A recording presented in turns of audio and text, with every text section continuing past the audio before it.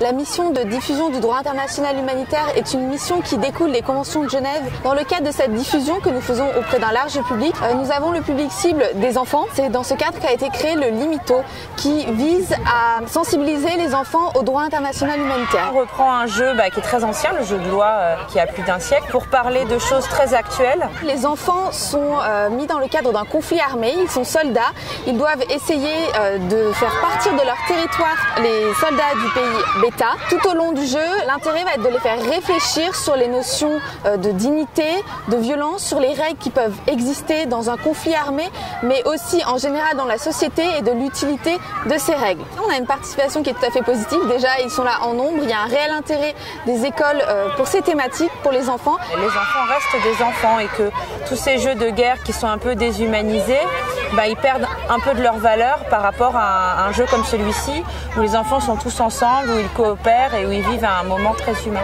On a aussi des comportements de se dire on va essayer au maximum d'aider les populations, épargner les civils.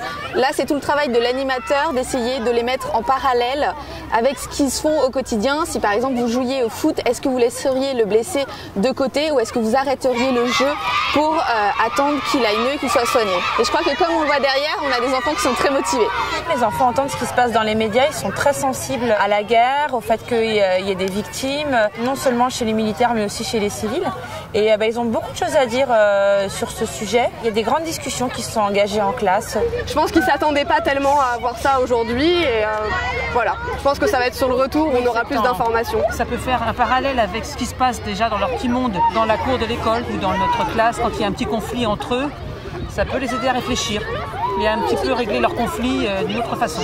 Sur le vivre ensemble, sur le fait aussi des dommages collatéraux quand il y a des disputes et autres, parce que ça touche, souvent on pense que ça touche que deux personnes ou deux partis ou deux pays et souvent ça touche aussi la population, d'autres gens autour. Vous gardez les blessés légers, vous abandonnez les autres. Mais de toute façon ils vont mourir les blessés lourds. J'ai trouvé très intéressant d'investir la classe dans un projet autour des valeurs liées à l'humanitaire.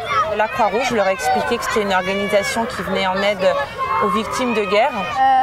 C'était très bien et aussi j'ai appris que oui, il faut s'aider, c'est important de s'aider. Je leur ai expliqué qu'on allait participer à un jeu qui allait leur apprendre les valeurs liées à l'humanitaire. Les enfants ont été tout de suite enthousiastes. Toute l'année, on a mené beaucoup de projets autour des valeurs liées à la tolérance et à l'humanisme. Donc ils ont tout de suite été touchés par le projet de la Croix-Rouge. T'as oublié là où vous devez sauver les gens, tu les as laissés. Oui, en fait à chaque fois, c'était souvent dans les villages, il y a les civils et les militaires. Et souvent les militaires, ils prenaient comme bouclier les civils et du coup on devait soit contourner, soit on tuait les civils et nous on l'a pas choisi. Dans le cadre de nos 150 ans, nous avons essayé de faire une version géante de ce jeu pour le rendre encore plus attractif et sensibiliser un grand nombre d'enfants. Et l'objectif est qu'il soit déployé lors de la caravane d'été, qui est un dispositif qui tourne dans toute la France pour sensibiliser le grand public aux actions au sein de nos délégations à Lyon, à Montpellier, dans le réseau des bénévoles de la Croix-Rouge française.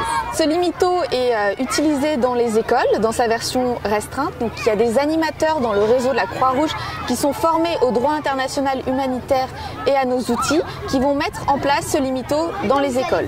Nous on va être régalés. Non parce qu'après on va le lancer. Bah oui, nous ici on va le lancer.